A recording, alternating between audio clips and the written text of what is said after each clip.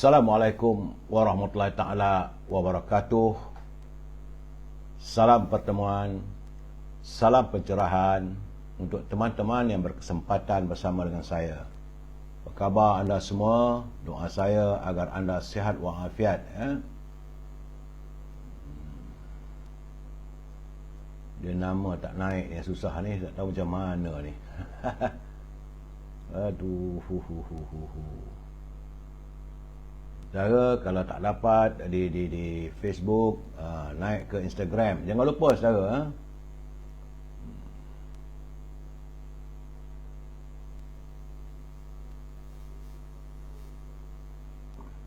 Saudara Mazli Samsudin, saudara Ahmad Map, saudara Setiawan, apa khabar dari Mengelembu ya, saudara KCU, saudara Abu Nem, saudara Syah Ibrahim, Puan Syarifah Hapipah, Waalaikumsalam, Rosli PMB, saudara Antun. Bila datang Sabah insya-Allah, tengah tunggu, rasa-rasa insya-Allah saya akan sampai ke Sabah nanti saudara Antun. Begitu juga dengan saudara Kuringot, Rusnin Kuringot dari Sarawak, Dadim Ahmad, Izzuddin, saudara Abu Nem, salam perjuangan ya, saudara Sally, saudara Sulaiman Leman, begitu juga Ikram Colin. Terima kasih di Instagram, Abang Tony Durian, Madam K, Sofian Aziz, apa khabar Yan? Terima kasih hadir di Instagram. Saudara Fahmi Syarin, Puan Aminah, Kak Minah, apa khabar orang Terengganu? Puan Hazamidin, saudara Zainal Omar, saudara Abu Samah.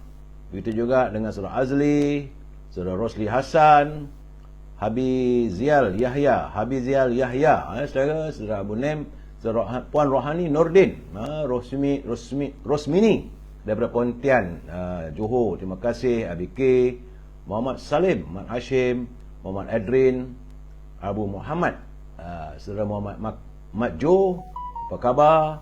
Saudara Haras Naufal. Begitu juga dengan Nur Juma.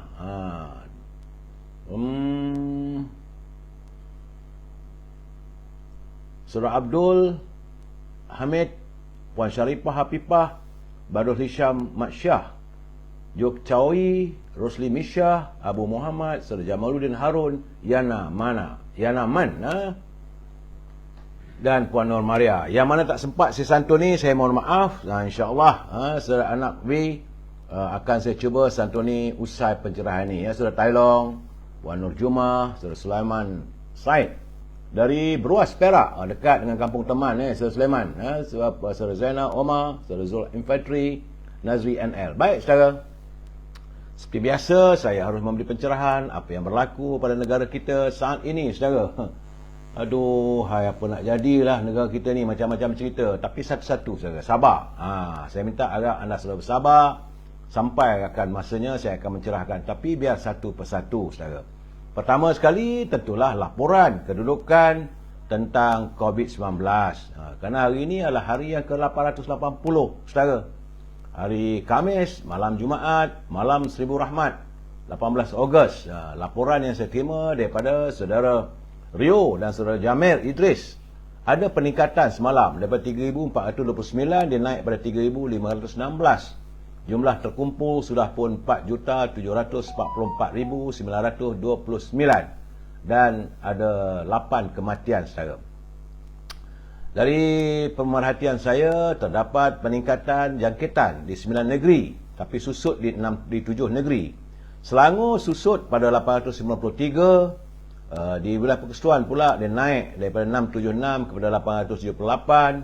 Sabah naik 318, Perak juga naik 296, Negeri Sembilan susut 193, Melaka meningkat kepada 164. Itulah yang saya dapat laporkan kedudukan COVID-19. Satu persatu saudara, sabar saudara. Saudara Mazlan Suparman, Kamal Ramli Abdul Rahman, saudara Yursli Yuno, saudara Syuami Ahmad, Yahya Amin, Long. Saudara, pelan-pelan saudara. Sebab memberi pencerahan ni kena faham-faham, kena jelas, barulah semua tahu.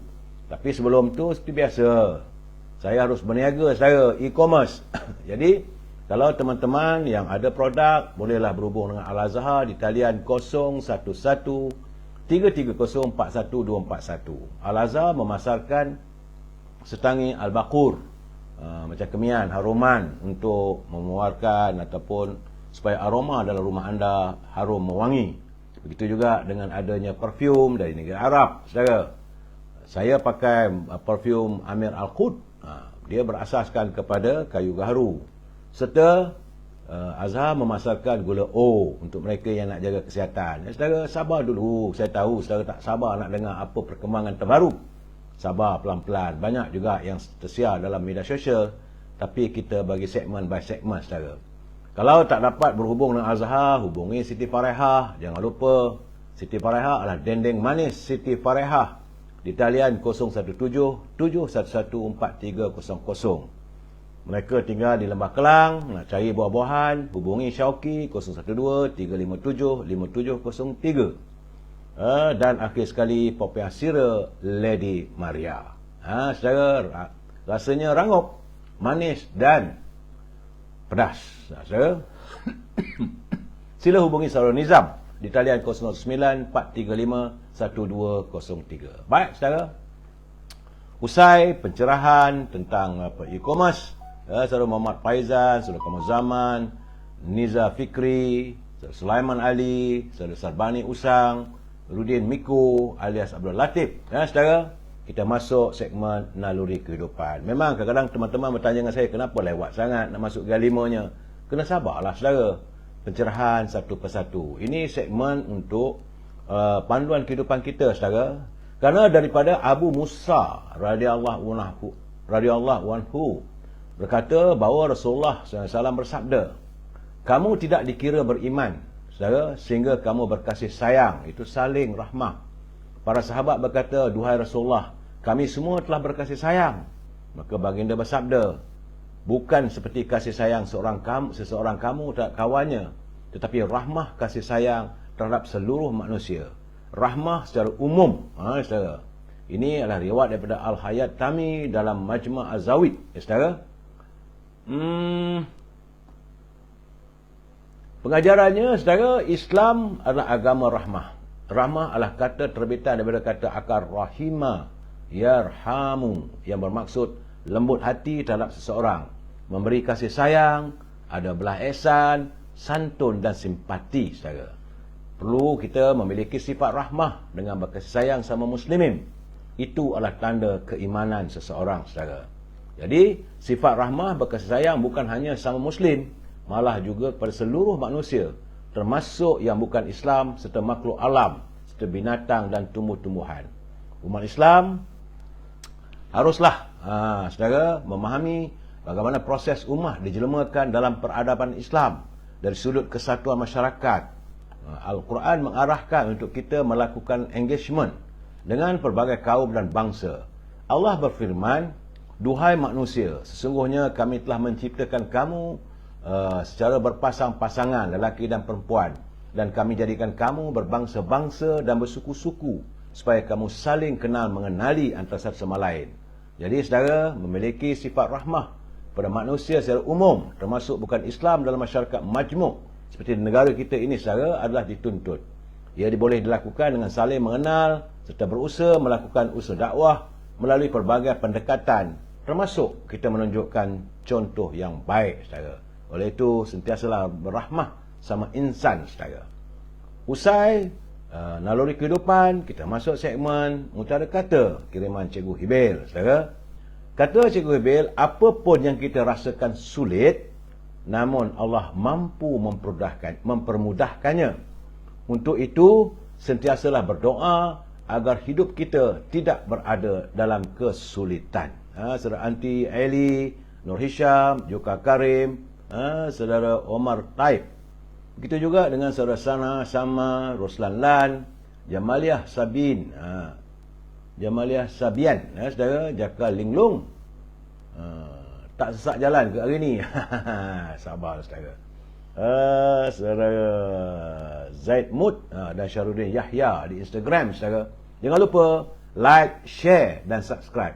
Saya mengharapkan hanyalah dengan like dan share bolehlah ramai dapat mengetahui apa bicara kita. Saya tetap mengingatkan pimpinan negara supaya janganlah mereka berbelanja tanpa had, kerana kalau kita berbelanja tanpa had, negara akan muflis, saudara. Baik.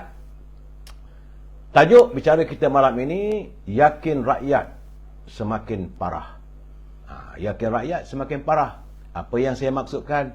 Sabar dulu, saudara Joka Karim, saudara Zaid Mahmud, Syarudin, Puan Badariah, Yaakob Abdul Rahman Manas, saudara Zulkifli Abdullah, Malbar Shop, Syahak Ranggi, Mamo, saudara Remy. Kecil sangat tulisannya Pak Uda. Coca-Cola Moh. Dia kata jangan lupa Coca-Cola Moh. Memang saya tidak lupa saudara. Baik saudara. Apa yang saya maksudkan, bagaimana rakyat, yakin rakyat kian parah. Kita sebentar lagi kita santun pantun Pak Nazir dulu saudara. Begitulah Pak Nazir menghantar kiriman besar payah dalam usia 80 tahun. Bila masih lagi sudi berkarya, menghantarkan pandangan dan juga tegurannya secara kita melalui pantun. Menurut Pak Nazil, Kak Milah menggoreng peria, rebus lala, baru diangkat. Syukuri Allah, lanjutkan usia, bukan gila mengejar pangkat. Jadi Pak Nazil dia bersyukur kepada Allah kerana usianya sekarang melewati usia lebih 80 tahun. Tapi dia bukan nak mengejar, bukan gila untuk mengejar pangkat katanya. Tambahnya lagi, ikan cencaru di siang cermat dalam pinggan ikan seluang. Orang baru merasa nikmat, pastinya enggan melepas peluang. Orang yang baru merasa nikmat, susah mereka nak melepaskan peluang mereka. Saudara Zainal Abidin Ali, Mazlah Cik Mat, Nasir, saudara Ismail Lis, saudara Nazarudin Saleh, Ali Muhammad dari Port Dickson, saudara ya. Paipon, semoga saya sihat sekeluarga. Terima kasih. Jaka Linglung, kenapa pergi nak berhimpun di pintu istana pula? Itu ada tadi saya dengar tadi saudara. Sabar dulu saudara. Ya. Baik, kita santun juga. Jangan lupa saya memberi pencerahan, saya memberi nasihat. Kita membedah pemikiran orang lama-lama dulu tentang bangsa kita, iaitu Allahyarham Zakbar. Saya ambil daripada bukunya yang berjudul Perangai Bergantung Kepada Diri Sendiri, yang diterbitkan oleh Dewan Bahasa sekitar tahun 1982. Ini Dato' Pak Zakbar ataupun nama sebenarnya Zainal Abidin bin Ahmad merupakan antara tokoh pemikiran Melayu abad 20 Masihi. Buku ini dikirim oleh Tan Sri Johan Jaafar kepada saya. Terima kasih Tan Sri.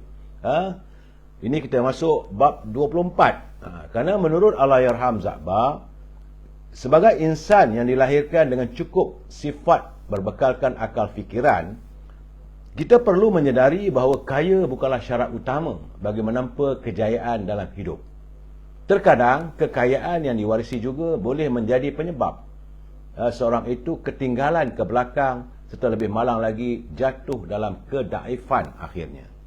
Ya, akhirnya jadilah seorang itu hidup penuh kekecewaan, terkandas dalam hidup kerana tidak mampu untuk berjaya, serta lebih malang lagi mungkin terjebak di lembah melakukan kejahatan demi survival untuk terus hidup sebagai orang jahil, bodoh yang terjebak di lembah kehinaan saudara. Kerana orang yang memiliki kekayaan itu tidak lagi bersedia untuk berikhtiar sebab dia mewarisi kekayaan daripada mak bapaknya dan dia tak mau berikhtiar atau berusaha kerana mereka merasakan cukup sekadar menikmati kekayaan yang diwarisi tanpa mereka menyedari tentang masa depan yang tidak menjamin harta kekayaan dimiliki akan kekal bersamanya. Jadi jadilah dia seorang yang sombong dan hanya bergantung semata-mata kepada saki baki kekayaan milik orang tuanya. Akhirnya, tanpa disedari, mereka bertukar menjadi warga yang kaya terpaksa hidup mengemis. Dulu kaya raya, akhirnya menjadi mengemis, mengharapkan bantuan orang lain kerana terbiasa hidup hanya dengan kekayaan yang diperolehi bukan dari keringat dan usaha sendiri. Jadi bangsa kita itulah puncanya, akhirnya kita ketinggalan. Jadi Pak Zakbar mengharapkan sebagai warga bangsa kita berusaha. Saudara Ida Halia, Dek Mahathir, Syakman, Pak Dindak, saudara Petro Khalid, bersamanya Latif, Syarimat, Nur Samba, Zainal Abidin. Saudara, baik, kita sambung lagi malam besok. Kita membicarakan tentang pemikiran Pak Zakbar, saudara. Baik. Kerana malam ini banyak juga perkara-perkara yang mungkin sensitif, saudara. Sebab itu saya berpesan pada teman-teman yang mau menyunting semula live saya ini, mereka harus bertanggungjawab. Saya tidak bertanggungjawab atas sebarang suntingan. Kerana kalau ia melanggar ini peraturan yang ditetapkan oleh Kementerian Komunikasi. Begitu juga dengan anda, kalau anda menghantar kiriman, berhati-hati. Kerana malam ini bicara kita banyak yang boleh menyentuh soal-soal yang tersalah langkah, boleh mengundang masalah, saudara. Kerana ini menyentuh soal mahkamah dan sebagainya. Baik, saudara. Ingat, ini pencerahan politik yang bermatlamatkan untuk sekadar memberi informasi, tak lebih daripada itu. Sebab itu kita mesti bersetuju untuk tidak bersetuju jika saya memberikan sebarang pandangan ataupun komen, saudara. Ya? Dan kalau anda tak bersetuju, boleh santuni apa-apa masalah itu, persoalannya, asalkan saudara menyantuni dengan bahasa-bahasa yang harmonis. Ingat, saudara, kita warga cinta damai. Ya, saudara-saudara Yahya, salam dari Manjung. Apa khabar, Saudara Syarudin? Yahya, saya orang Manjung asalnya. Difzan Paduka Damak. Itu juga dengan Abu Bakar Harun, Muhammad Azhar, Bisnu Manis, Muhammad Amin, Puan Norehan Ramli, Kena Godam, sorry, Zana Cik Amin, so Rudin Megiong. Yang tak sempat saya santun ni, saya minta maaf. Sesekali saya sentuh juga, saudara. Ya. Baik, saudara. Cuaca macam hari biasa, hari ini mendung, dan suasana alam memang turam temuram. Suasana yang saya tak tahu kenapa. Nampak agaknya alam pun begitu muram hari ini, saudara. Teman-teman yang saya jumpa, tadi saya sempat berbual seketika dengan sahabat kita daripada Muar Johor, Saudara Taram Shah. Dia berkirim salam pada teman-teman semua. Cuma Saudara Taram, dia berkirim kopi dengan saya tadi. Kopi ada, meruku ada, tapi malangnya apabila saya naik MRT, tertinggal dalam kereta api. Apa nak buat, tak adalah rezeki saya untuk menikmati meruku daripada Muar Johor. Saudara Taram, saya minta maaf. Nak buat macam mana, dah tua-tua ni pelupa, tertinggal. Gitulah keadaannya. Baik, saudara, kita mula dengan sedikit pengetahuan. Bagaimana penduduk dunia akan mencecah jumlahnya 8 bilion menjelang bulan November ini. Kerana populasi dunia diramalkan mencecah 8 bilion orang pada 15 November ini. Demikian menurut laporan Pertubuhan Bangsa-Bangsa Bersatu. Di sebalik jumlah besar itu, populasi dunia berkembang pada kadar paling perlahan sejak 1950 setelah jatuh di bawah 1% pada 2020. Memetik laporan Metro, berdasarkan unjuran baharu Pertubuhan Bangsa Bersatu, populasi dunia boleh meningkat pada sekitar 8.5 bilion pada tahun 2030 dan 9.7 bilion pada 2050. Ia dijangka meningkat sekitar 10.4 bilion pada 2080 dan stabil pada kadar itu hingga tahun 2100, saudara. Ini keadaannya, populasi dunia bertambah meningkat, tentulah mengakibatkan sumber makanan juga akan mengalami kepupusan. Ini keadaan, saudara. Saya juga harus menyuarakan pandangan daripada Pergerakan Pemuda. Melalui Ketua Pergerakan Pemuda, Saudara Ashraf Wajdi, beliau nampaknya marahlah katanya. Dia kata jangan tindas rider penghantar. Rupanya dalam saat-saat kita menghadapi macam-macam cerita politik, dalam kebejatan politik ini, Pergerakan Pemuda UMNO telah menerima banyak aduan daripada rakan-rakan penghantar P-Hailing, iaitu syarikat penyelia perkhidmatan Food Panda, berkaitan isu pembayaran pendapatan perkhidmatan penghantaran pesanan yang masih belum diterima oleh mereka dari pihak syarikat penyedia. Selain itu, antara aduan yang Pemuda UMNO terima, lebih daripada 40 orang riders dan mungkin ramai lagi yang menghadapi masalah bahawa mereka masih belum lagi menerima bonus pesanan yang dijanjikan oleh syarikat penyedia semenjak bulan Julai 2022. Ini keadaannya, keringat orang dah digunakan tapi tak bayar pula, saudara. Sedangkan baginda Rasulullah berpesan, kalau kamu menggajikan seseorang, bayarlah gajinya atau upahnya sebelum kering peluhnya. Itu sabda junjungan. Jadi perkara ini sepatutnya tak berlaku, kata Datuk Ashraf Wajdi. Jadi pihak syarikat penyedia seharusnya lebih peka tentang isu ini. Lebih-lebih lagi ia melibatkan soal kebajikan dan pendapatan rakan-rakan penghantar P-Hailing yang merupakan tunjang kepada ekosistem ekonomi gig P-Hailing. Jadi seandainya ada masalah yang berlaku, pihak syarikat penyedia seharusnya mengambil langkah awal dengan memberi maklum balas kepada rakan pengantar P-Hailing.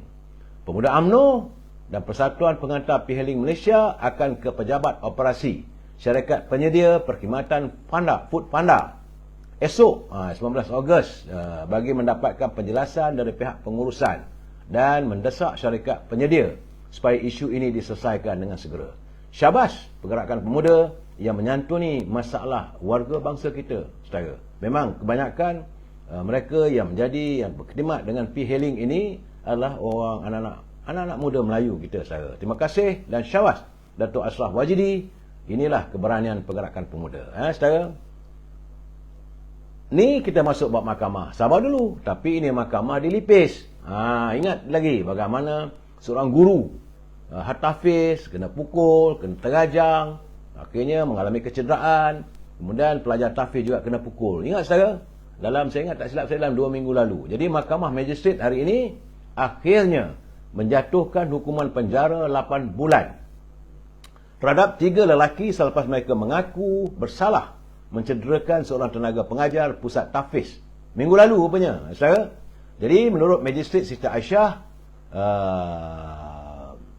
mereka juga diperintahkan memerintahkan Wan Haris Wan Ismail, dah tua pun 38 tahun, dan Azrain Cik Mat 43 tahun. Kedua-duanya bekerja sebagai juru kimpal, serta buruh Zulkifli Mat Nasir 27 tahun menjelaskan denda RM1,000 atau penjara 6 bulan jika gagal buat demikian. Semua mereka yang beralamat di Jerantut mengaku bersalah mencederakan Muhammad Zul Hafiz Mat Rashid 26 tahun saudara pada jam 5 petang 11 Ogos lalu di Surau Pusat Tahfiz Darul Fikir Al-Mahmudiyah. Pertuturan dibuat mengikut Seksyen 323 Kanun Keseksaan yang memperuntukkan hukuman penjara sehingga setahun atau dengan denda maksimum RM2,000 atau kedua-duanya jika sabit kesalahan. Jadi berdasarkan fakta kes, kesemua tertuduh didakwa memukul Muhammad Zul Hafiz selepas menceroboh pusat tahfiz itu, menyebabkan mangsa mengalami kecederaan di mata kanan sehingga perlu dijahit. Saudara.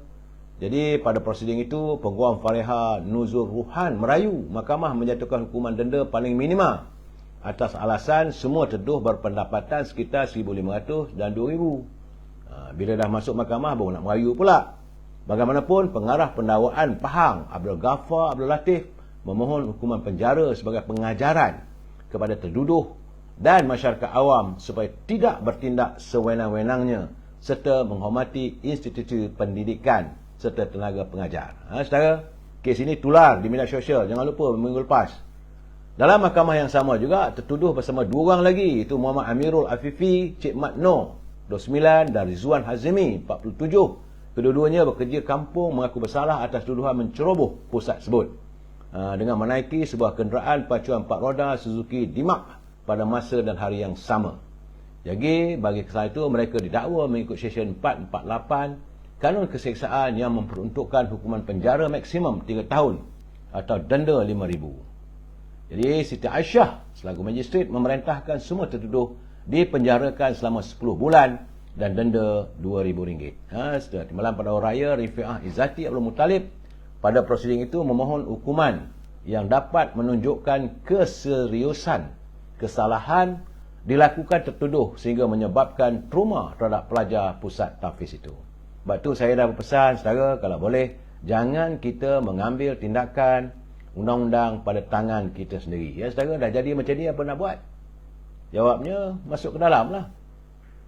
Dalam pada itu masih lagi di mahkamah. Kerana mahkamah magistrate di Kuala Lumpur hari ini menjatuhkan 2 ahli politik dan seorang aktivis pelajar didakwa di mahkamah magistrate berhubung perhimpunan memprotes kenaikan harga makanan yang diadakan di Ibu Negara bulan lalu. Ketua Pemuda Amanah Hasbi Muda, Ketua Pemuda Parti PKR bagi cabang Batu rasanya Muhammad Sabda Suluh Lestari Yahya dan aktivis pelajar Alif Naif Muhammad Fizam dikatakan menganjur 3 perhimpunan berasingan. Hasbi mengaku tidak bersalah apabila tuduhan dibacakan terhadapnya di hadapan magistrate Wong Chai Sia. Menurut tuduhan, Hasbi gagal memaklumkan kepada pihak polis dan Wangi 5 hari sebelum mengadakan perhimpunan di Masjid Jamek Kampung Baru pada 1 Julai yang disifatkan sebagai kesalahan mengikut Seksyen 9 dalam kurungan 1 Akta Perhimpunan Aman. Hasbi dibenarkan ikat jamin RM3,000 dan Majistret menetapkan 22 September ini untuk sebutan kes. Di Mahkamah Majistret yang lain pula, Sabda mengaku tidak bersalah di hadapan Majistret Azhara Arifin atas tuduhan yang sama berhubung protes turun makanan yang diadakan di Komplek Beli Belah Sogo pada 9 Julai. Dia dibenarkan ikat jamin RM7,000 dan Mahkamah menetapkan 28 September untuk sebutan kes. Di Mahkamah Majistret 9 pula, Alif mengaku tidak bersalah atas tuduhan yang sama berhubung protes di hadapan Komplek Beli Belah Sogo pada 23 Julai. Alif adalah merupakan wakil Kesatuan Pelajar Universiti Islam Antarabangsa UIM dan dibenar ikat jamin RM3,000 oleh Majistret S. Magiswari. Mahkamah menetapkan 21 September untuk sebutan kes. Jika sabit kesalahan, mereka semua ini boleh didenda sehingga RM10,000. Sementara itu, Esko Pergerakan Pemuda PKR P. Prabakaran berkata tindakan polis terhadap ketiga individu sebabit bercanggah dengan perkara 10 Perlembagaan Persekutuan yang menyentuh mengenai hak kebebasan bersuara. Jadi itu keadaan saudara. Sebab itu boleh nak tunjuk perasaan, nak buat demonstran, tapi kena, walaupun diizinkan, tapi kena bagi tahu pihak polis lah saudara. Ya. Okey saudara, ini keadaannya. Jadi ahli-ahli UMNO kena faham saudara, bahawa Datuk Seri Najib dan Datuk Zahid adalah imej kepada UMNO. Jadi jika mereka dipenjarakan, artinya DAP dan Atuk Mahdi berjaya mematikan bukan saja politik Datuk Seri Najib dan Datuk Seri Zaid Hamidi, namun yang lebih teruk adalah mereka dapat mematikan politik UMNO. Untuk itu UMNO kena bersedia untuk plan B. Sekarang ni macam-macam plan ada saudara. Parti Mangkang PAS juga ada plan, UMNO pun ada plan B. Apa plan B kita tak tahu. Sebab hari ini Mahkamah Persekutuan telah pun menolak permohonan yang Arif Tuan Hisham untuk menarik diri. Kerana menurut Tuan Hisham, dia kata bahawa pada dia minta ditangguhkan sebab dia tak bersedia lagi. Dia baru sebulan sedang mengkaji fakta kes. Sebab itu dia memohon supaya ditangguhkan. Tapi permohonannya ditolak. Semalam permohonan untuk penangguhan kes dikemukakan di samping sehinggalah katanya selesai tentang perbicaraan berhubung dengan Hakim Nazlan. Juga ditolak. Saudara, jadi panel 5 hakim Mahkamah Persekutuan sebulat suara memutuskan akhirnya bahawa Hisham dianggap sebagai masih lagi peguam Datuk Seri Najib sebagaimana dalam rekod mahkamah dan mengarahkannya untuk meneruhkan hujahan bagi rayuan tersebut. Dia tak bagi. Hakim kata tak boleh, kamu nak tarik diri pun tak boleh nak tarik diri. Tuan Hisham bagaimana penyatakan beliau tidak dapat membuat sembarang hujahan dan bergantung kepada hujahan yang telah dikemukakan oleh peguam terdahulu di Mahkamah Rayuan. Sehubungan itu tadi walaupun diminta lepas itu ditangguh sekejap, mahkamah meneruskan prosiding rayuan dengan mengarahkan pihak pendakwaan mengemukakan hujah mereka. Jadi bukan pembelaan, pendakwaan dulu. Secara sitambaran apa yang jadi selaku pegawai pendakwa raya, maka dia mengemukakan hujahnya. Dan ini Tuan Hisham Teh bersama dengan Zaid Ibrahim dan kumpulan pembela Datuk Seri Najib dengar dululah. Tapi masalahnya mereka minta tangguh tak dapat tangguh. Secara kerana menurut peguam itu alasannya dia memerlukan masa untuk membuat persiapan. Setelah itu mahkamah sekali lagi menolak permohonan terbaru untuk menangguhkan pendengaran rayuan. Peguam Bela Hisham dilantik sebenarnya Tuan Hisham ni dilantik pada hujung Julai lalu. Jadi baru tak sampai sebulan untuk memohon penangguhan. Dia minta supaya antara 3 hingga 4 bulan. Kerana mereka baru dilantik tak sampai sebulan pun. Sebab itu saya menerima pandangan daripada teman-teman peguam. Saya sempat juga berhubung dengan semua teman-teman saya yang berlatar belakangkan bidang undang-undang. Ya, dia kata kalau tak selalunya kalau ini peguam nak tarik diri itu boleh. Tapi mereka pun hairan kenapa tidak nak tarik diri pun tak dibenarkan. Kerana pembicaraan kes SRC International Najib ini dihentikan seketika selepas permohonan Najib untuk menarik Datuk Hisham Teh Poteh menarik diri. Jadi peguam bela Hisham, selalunya mahkamah peguam, kata teman saya ni, dia kata selalunya di mahkamah peguam boleh menarik diri daripada mewakili seorang dengan alasan, ya, selalunya lah ia dengar bahawa termasuklah adanya kadang-kadang gagal membayar yuran guaman, boleh tarik diri. Kemudian peguam meninggal dunia ataupun peguam sakit, perselisihan antara peguam dan anak guaman, ataupun terdapat konflik of interest, dan perlukan masa penyediaan dalam pengambil alih dari peguam yang lain. Jadi sepatutnya bolehlah ditangguhkan, kata peguam tu. Tapi tak tahulah, bagaimanapun keputusan hakim adalah muktamad. Jadi kalau kita lihat sekarang ni, ada beberapa kes katanya, kerana dia kata kes dia pun ditangguh bertahun juga lamanya.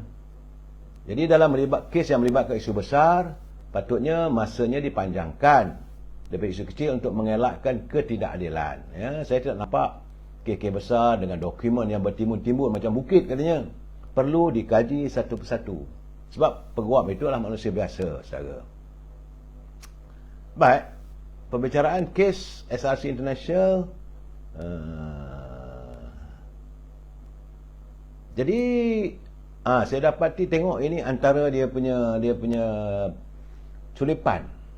Selalunya mahkamah, dulu masa saya jadi wartawan dulu, dia merekodkan apa kata hakim, apa kata peguam bela, apa kata yang tuduh.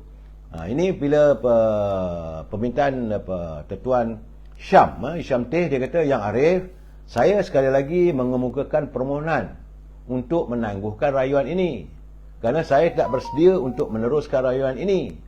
Saya membuat kesilapan ketika menerima kes ini pada 21 Julai lalu. Oleh itu, saya minta sekali lagi penangguhan bagi menyemak semula keputusan untuk menolak permohonan penangguhan sebelum ini. Jadi sekiranya mahkamah ini tidak bersetuju dengan permohonan ini, kata Hisham, maka saya tak ada pilihan tapi memohon untuk menarik diri. Perkara ini amat menyedihkan saya, kerana sepanjang 45 tahun saya menjadi peguam, inilah kali pertama saya berbuat demikian. Itu hujahan daripada peguam bela Datuk Najib, Tuan Hisham. Kata Tengku Maimun, kita sudah mendengar permohonan ini Selasa lalu dan sudah menolaknya. Anda tahu apa kesan kepada anak guam anda? Adakah anda mahu meneruskannya? Adakah anda tahu sebagai mahkamah tertinggi, ia mempunyai kuasa untuk memastikan bahawa operasi mahkamah dan sistem keadilan berjalan dengan sewajarnya? Itu argumen daripada Ketua Hakim, Tun Tengku Maimun. Kemudian Hisham jawab, dia kata, saya sedar perkara tersebut. Jadi saya serahkan segalanya kepada mahkamah. Jadi kata Tengku Maimun, sehingga kini kamu masih peguam perayu dalam rekod mahkamah ini. Kamu tidak boleh meninggalkan anak guam kamu dengan tidak diwakili. Kami yakin kamu boleh mengendalikan rayuan ini. Hisham jawab, saya sedar Yang Arif, namun saya tidak dapat meneruskannya kerana tidak bersedia. Itu argumen Hisham. Jadi Tengku Maimun kata, jadi apa yang berlaku pada rayuan ini? Jadi Hisham kata, saya tak tahu apa lagi hendak dikatakan. Sebab itulah maknanya mahkamah ditangguhkan. Bagaimanapun akhirnya maka mahkamah meneruskan juga. Rayuan Hisham ditolak, nak tarik diri pun tak boleh. Itu gambaran di mahkamah hari ini, saudara. Cuma sejak semalam, saya nampak, saudara, sejak semalam apabila Datuk Lokman Adam menyiarkan gambar yang tular di media sosial berhubung dengan seorang lelaki misteri yang dirakamkan sedang merakam perbicaraan di mahkamah. Katanya itu adalah merupakan suami kepada Ketua Hakim Negara, dan beliau berada di perbicaraan 2 hari lalu apabila Ketua Hakim dan panel hakim menolak usul Datuk Seri Najib. Kesan daripada itu hari ini maka berlakulah laporan polis di seluruh negara.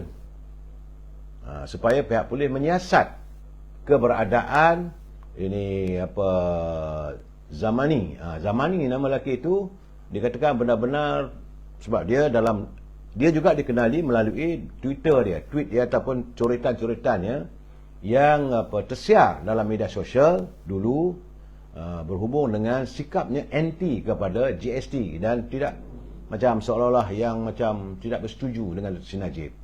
Jadi persoalannya, kalaulah Hakim Sophian pada mula dulu kes Najib ini mau dibicarakan di hadapan Hakim Sophian, tapi akhirnya beliau ditukar kerana alasan bahawa abangnya adalah seorang pemimpin UMNO di salah sebuah bahagian di negeri Pahang. Alasan itu sebab dia digantikan dengan Nazlan. Jadi dengan Hakim Nazlan, banyak orang mengatakan bahawa beliau sifat tiada pengalaman dalam mahkamah. Jadi sebab itulah sebar gambar di media, katanya maka suami kepada Tengku Maimun itu berada di mahkamah. Jadi pemerhati yang menulis mengatakan bahawa yang duduk itu adalah dikenali sebagai Zamani Ibrahim, saudara. Entahlah, saya pun tak tahu apa nak kata. Akhirnya sekarang ni minta polis siasat. Bertambah lagi lah kerja pasukan polis, saudara. Jadi dalam keadaan begini, bila sepatutnya Hakim Sophian boleh tarik diri, seharusnya Nazlan juga tarik diri. Dan begitu juga sekarang ni Tengku Maimun, kerana ada gambarnya seolah-olah coretannya bahawa dia kena pasti suaminya tu dilihat tidak sealiran pemikiran dengan Datuk Seri Najib. Itu dia punya argumennya, saudara. Jadi macam-macam lah mereka memberi alasan kenapa tak boleh ditangguhkan. Sedangkan dalam kes mereka membagi alasan, saudara, ya.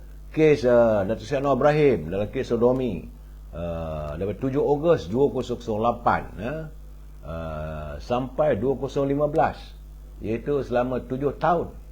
Total period charges passed by record 6 years 6 months 4 days, iaitu tempoh beliau dituduh dapat perbicaraan mengambil masa sehingga 6 tahun 6 bulan dan 4 hari. Sementara kes Datuk Seri Najib adalah 4 tahun 1 bulan 12 hari. Yang agak menghairankan, kes Lim Guan Eng berhubung dengan penjualan banglo, cuma 2 tahun 2 bulan dan 5 hari. Jadi apakah mungkin kes asasi ini yang membaikkan Datuk Seri Najib akan menjadi salah satu kes paling unik dalam sejarah negara? Saya terima kiriman daripada sahabat saya, Sir Norman. Dia kata apakah kes Datuk Seri Najib ini boleh dianggap sebagai kes paling unik? Kerana pertama, kes dibicarakan tanpa watak utama, iaitu prime character yang tiada dalam mahkamah. Antaranya macam Jolo, Nek Faizal, bekas Gubernur Bank Negara Izzati dan suaminya, dan ramai lagi nama-nama lain. Jadi sebab itu dia kata perbicaraan ini tanpa watak utama, prime character. Yang kedua, saksi pendakwa sekadar menyebut kata-kata dari Jolo. Itu kata tulisan daripada saudara Penny Norman. Dan bukannya bukti seperti dokumentasi dan sebagainya. Dan Jolo tiada dalam mahkamah untuk mengesahkan kenyataan saksi itu betul ataupun tak betul. Ketika hakim yang menjatuhkan hukuman pada Datuk Seri Najib telah membuat keputusan dengan maklumat separuh lengkap, kerana maklumat terkait diri hakim sendiri terselindung. Keempat, hakim dikatakan telah terkilap dalam menjatuhkan hukuman, di mana beliau menyatakan bahawa orang kena tuduh telah menubuhkan syarikat SST semata-mata untuk mencuri, di mana apabila bukti terbaru terdedah, didapati hakim itu sendiri yang meluluhkan syarikat. Itu kata Norman, bukan kata saya. Jadi yang kelima, salah satu dakwaan ketika jatuh hukuman terdapat kesalahan dakwa, di mana wang bukan datang dari kumpulan wang amanah pencen, tapi datang dari syarikat Putra Perdana. Jika dakwaan silap, sepertinya jadi hukuman boleh jadi silap. Itu yang dikatakan bahawa kes ini merupakan kes paling unik lah. Tapi kita bagaimanapun, kita jangan kita nak menyanggah mahkamah. Asyara, Aduh, saya tengok akhirnya mahkamah mengekalkan, minta Hisham terus kekal, saudara. Dan petang tadi akhirnya Hisham membuat kenyataan bahawa dia kata pasukan pembela akan memfailkan pengujahan bertulis yang baru bagi tujuan rayuan akhir bekas Perdana Menteri Datuk Seri Najib, dan tidak lagi secara berdepan secara lisan, saudara. Jadi selaku ketua pasukan pembela, Hisham Teh Poteh berkata perkara itu perlu dijelaskan memandangkan pengurusi panel 5 hakim Tun Tengku Maimun Tuan Mat pada sebelah pagi bertanya sekiranya Hisham ingin menggunakan jawapan bertulis yang difailkan sewaktu di peringkat Mahkamah Rayuan. Jadi ketua hakim bertanyakan soalan ini bagi mendapat kepastian, memandangkan Hisham pada pagi itu memberitahu mahkamah beliau tidak dapat memberi hujahan lisan. Jadi awal hari ini yang Arif Tengku Maimun katanya bertanya pada saya sekiranya saya ingin menggunakan hujahan bertulis yang difailkan di Mahkamah Rayuan, dan saya menjawab ya.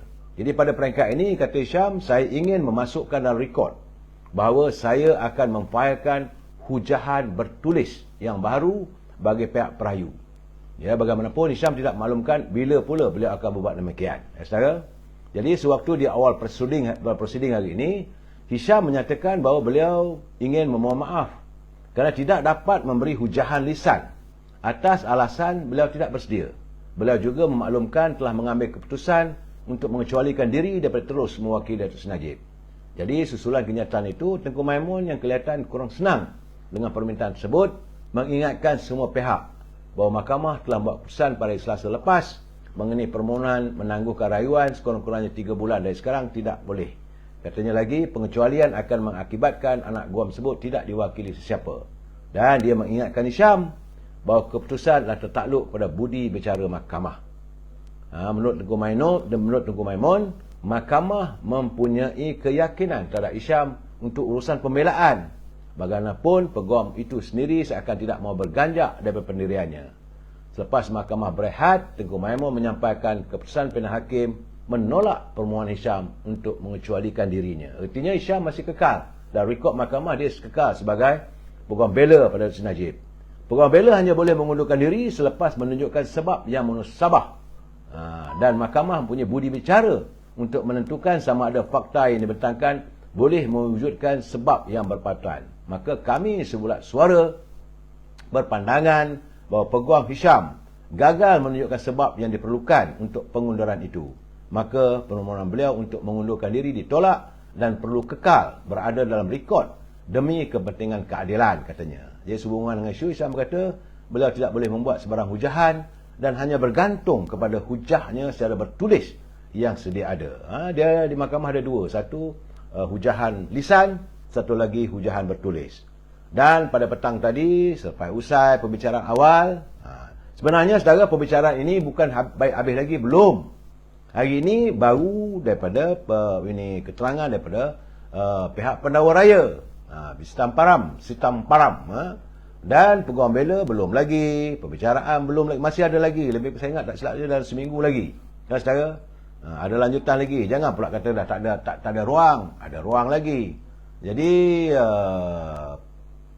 akhir pembicaraan tadi, Datuk Seri Najib membuat kenyataan. Beliau menjelaskan bantahannya terhadap proses rayuannya hari ini dengan alasan hak dan kehidupannya pasti terjejas untuk mendapatkan keadilan. Menurut Seri Najib, katanya, saya ingin merekodkan bantahan saya dalam terma yang paling kuat dalam prosiding rayuan ini, di mana hak saya untuk hidup, kebebasan dan hak untuk pendengaran yang adil dipertaruhkan, dan bahawa peguam saya yang telah cuba melepaskan diri mereka kerana mereka tidak mampu atau sanggup mewakili saya, namun masih lagi dipaksa oleh Mahkamah Persekutuan untuk di meja bar atas alasan bahawa saya diwakili. Tuan Haji Hisham telah beberapa kali menyatakan bahawa beliau, ini kenyataan Datuk Seri Najib misalnya, bahawa beliau tidak bersedia untuk rayuan ini. Bermakna saya tidak mempunyai peguam yang berkesan atau representasi yang sewajarnya di hadapan mahkamah ini dalam rayuan yang kompleks. Ini kerana beliau baru dilantik kurang sebulan atas sebab-sebab yang akan saya nyatakan, kata Najib. Disebabkan itu, Tuan Haji Hisham dan pasukan telah memutuskan untuk melepaskan dirinya dan pasukan daripada mewakili saya di rayuan ini di Mahkamah Persekutuan kerana beliau tidak dapat menyumbang secara bermakna kepada kes saya tanpa Mahkamah Persekutuan memberi penangguhan selama 3 bulan. Bagaimanapun, kata Najib, Mahkamah Persekutuan enggan membenarkan mereka berbuat demikian. Dalam keadaan sekarang, adalah tanggungjawab saya untuk menjelaskan keadaan yang membawa kami ke sini. Peguam saya sebelum ini telah melakukan tugas yang cemerlang, iaitu dia refer pada Tan Sri Syafiee. Sejak 4 tahun lalu mewakili saya di Mahkamah Tinggi dan Mahkamah Rayuan untuk kes ini. Sebab itu mereka kekal sebagai peguam saya dalam perbicaraan yang lain yang sedang saya hadapi. Tetapi walaupun ini saya kalah dalam kedua-dua perbicaraan dan rayuan saya kepada Mahkamah Rayuan. Dengan latar belakang ini, saya merasakan bahawa perspektif baru dalam kes untuk membawa idea baru adalah wajar dan perlu untuk rayuan terakhir saya di hadapan mahkamah ini. Ini melibatkan kehidupan saya, tidak lebih dari itu.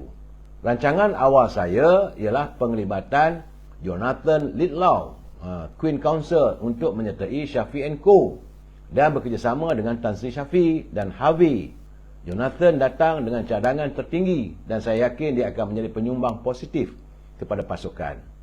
Penemuan bukti yang berkaitan dengan Hakim Nazlan seterusnya memerlukan peguam baru untuk hadir untuk meneliti dakwaan secara bebas dan mengemukakan di hadapan mahkamah yang mulia ini dalam keadaan yang paling tidak berat sebelah. Malangnya, Mahkamah Tinggi menolak tawaran Jonathan untuk menjadi peguam saya.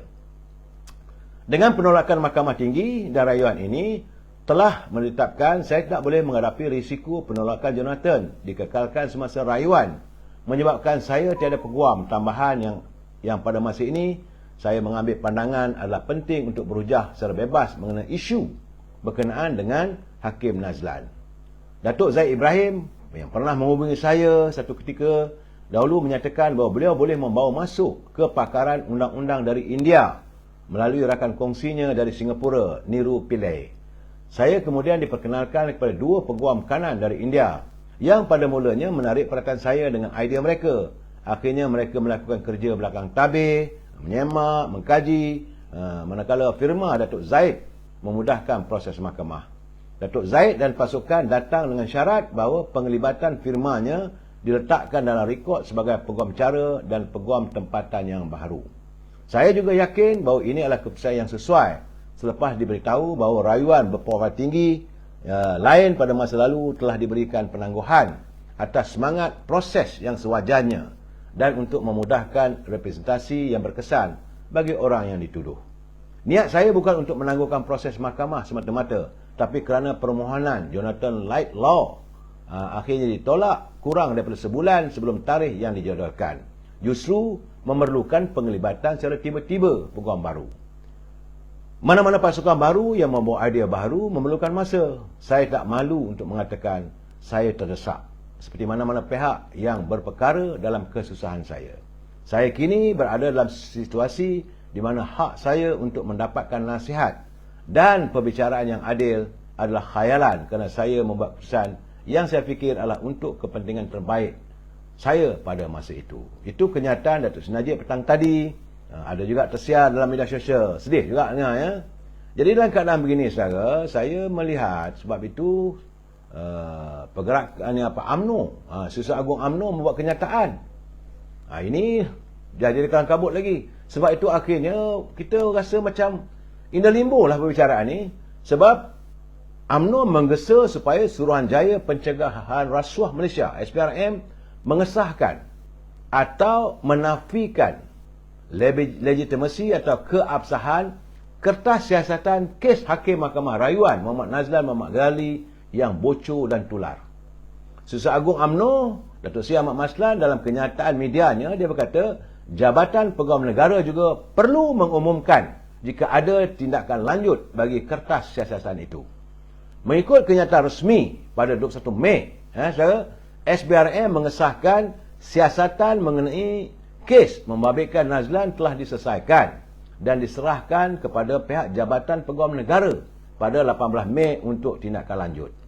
Jadi satu dokumen yang didakwa merupakan kertas siasatan tersebut yang dikatakan terbocor telah menjadi tular pada waktu ini. Kertas tersebut mendakwa ada berlakunya kesalahan mengikut Seksyen 220 Kanun Keseksaan. Memandangkan Hakim-Hakim Mahkamah Persekutuan bagi kes SRC telah menolak permohonan Datuk Najib untuk memasukkan bukti dokumen bagi memeriksa percanggahan kepentingan Nazlan dan memandangkan kertas siasatan sudah berada di pihak Jabatan Peguam Negara sejak 3 bulan lalu, maka UMNO berpandangan SPRM perlu mengesahkan atau menafikan keabsahan kertas siasatan tersebut yang sudah pun tular.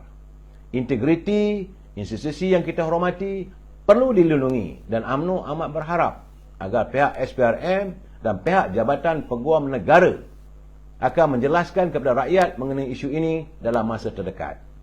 Ini kerana penulis blog yang berpengkalan di United Kingdom, Raja Petra Kamarudin, telah pun memuat naik dokumen yang dakwa disediakan oleh SPRM.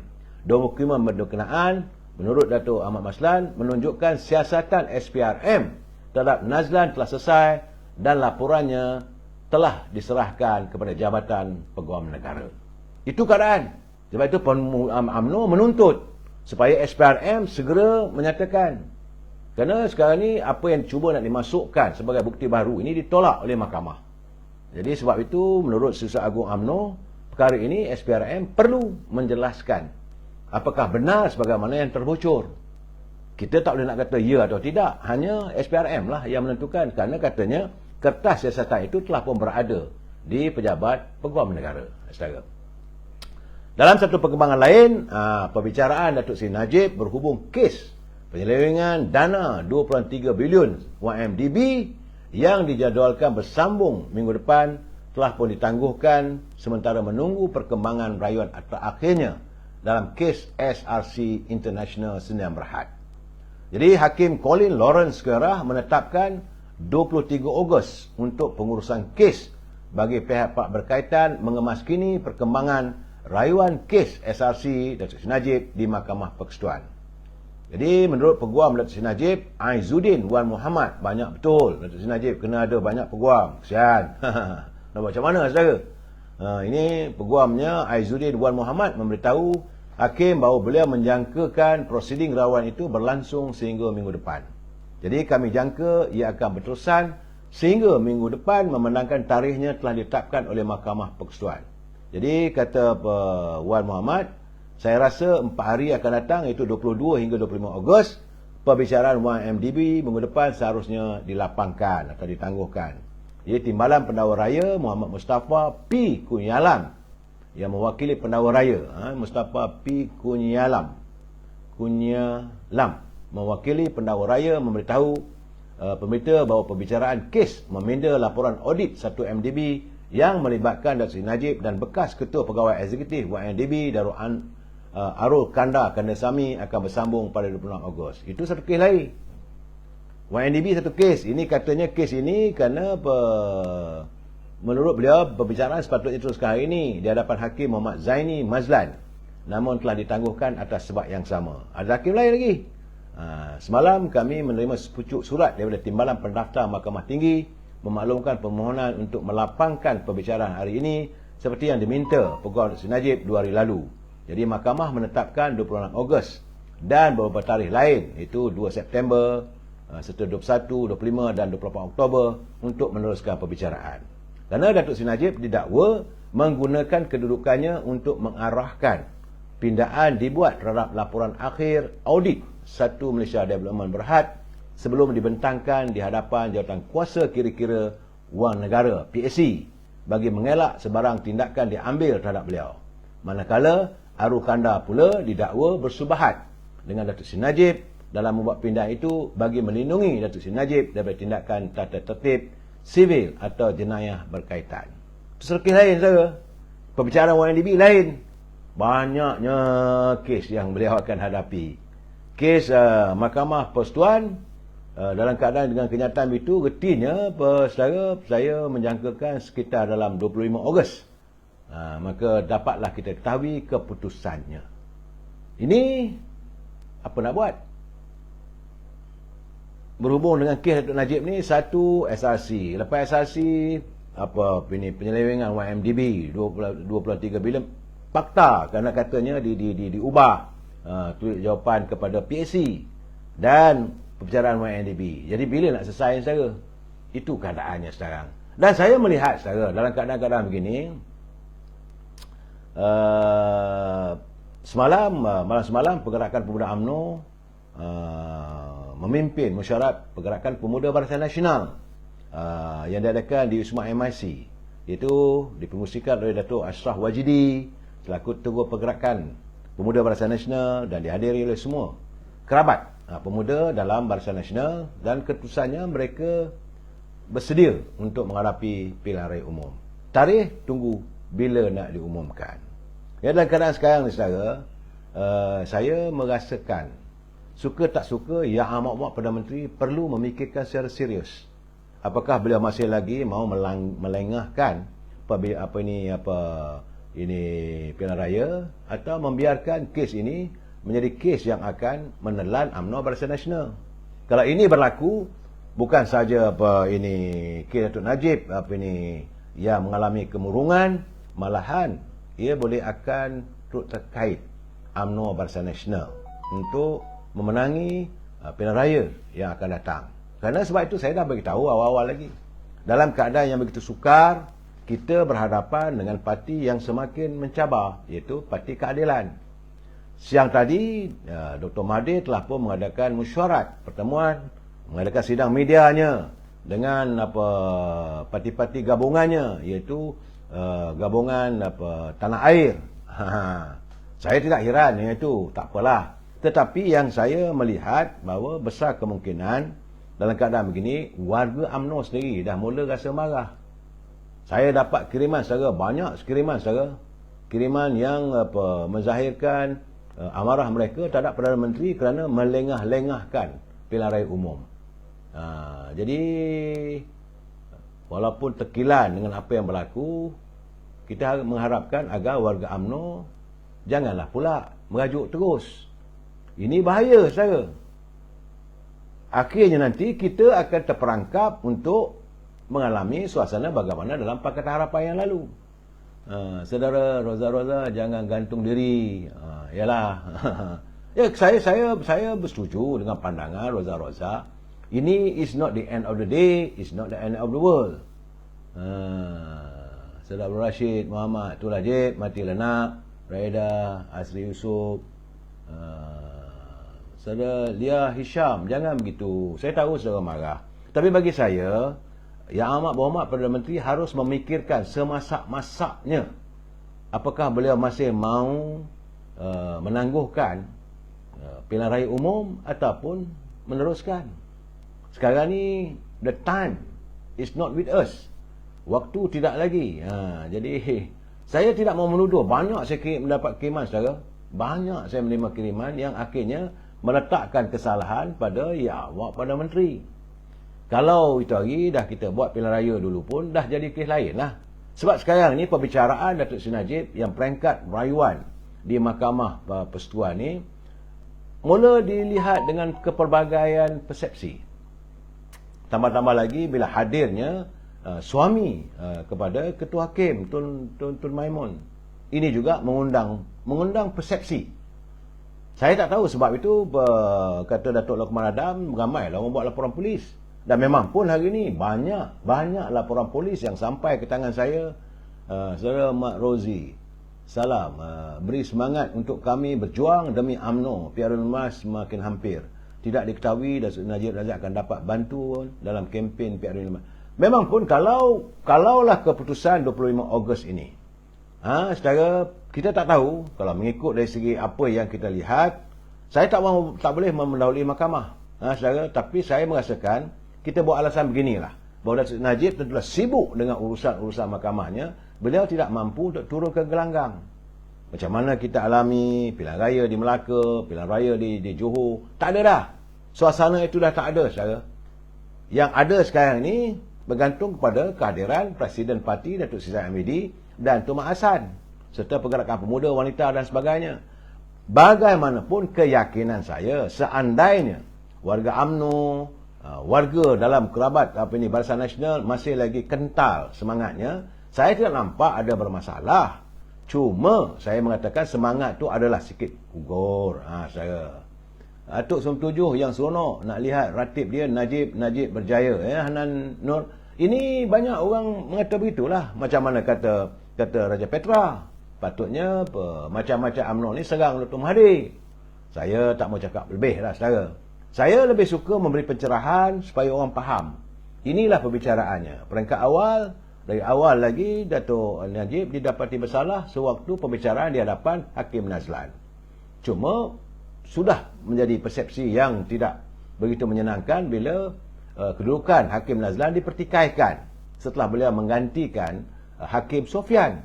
Hakim Sofyan pada awalnya diminta untuk mengadili pembicaraan itu, tapi ditukar di saat-saat akhir dengan alasan bahawa adik dia yang tak ada kena-mengena pun, bahawa adik dia adalah ahli UMNO, pemimpin UMNO salah sebuah cawangan ke bahagian ke, dipaham. Itu saja. Tapi Hakim Nazlan pula sekarang ni, dia kalau ikut dapatan sebagaimana yang tersiar dalam media sosial, saya nampak kalau benar apa yang didakwa. Sebab itu menurut Dato' Ahmad Maslan minta supaya SPRM menyatakan apa dapatannya. Kalau dapatan SPRM sebagaimana yang tular di media sosial, lagi teruk. Dan hari ini di hadapan hakim ketua hakim negara Tun Maimun pula ada pula lelaki misteri yang dikatakan suami beliau, dan suami beliau pula dikaitkan lebih bersimpati dengan parti yang bukan bersama dengan UMNO. Itu yang jadi hujahan sekarang ni. Apakah sewajarnya Tun Maimun mengundurkan diri untuk menjadi ketua hakim? Itu persoalan. Jadi sekarang ni saya melihat, terus terang saya katakan, tiap-tiap kali nak adanya pilihan raya, maka mahkamah jadi sibuk membicarakan tentang pemimpin utama parti. Dulu lain tak ada, perbicaraan tak ada berhubung dengan kes Datuk Seri Anwar Ibrahim. Jangan lupa saudara, Datuk Seri Anwar Ibrahim dibicarakan di saat-saat akhir nak pilihan raya pun. Saat itulah Dr. Mahathir jumpa dengan Anwar Ibrahim di mahkamah. Yang akhirnya beliau minta izin untuk menjadi pemimpin kepada pasukan Parti Keadilan yang dikatakan Pakatan Harapan. Ini jangan lupa saya. Sebelum itu masih lagi ada kes Datuk Seri Anwar Ibrahim, dan sekarang ni perkara itu berlaku pula pada Datuk Seri Najib. Keadaan inilah yang saya rasakan bakal menimbulkan persepsi yang tidak baik pada negara kita. Bagaimanapun saya mengharapkan warga UMNO harus berlapang dada sebagaimana yang dikatakan oleh Datuk Seri Zaid Hamidi. Kita mesti mengukuhkan demi solidariti terhadap Datuk Najib, kita memperkukuhkan kepaduan kita.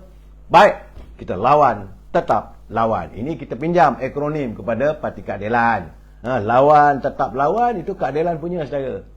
Terpulanglah.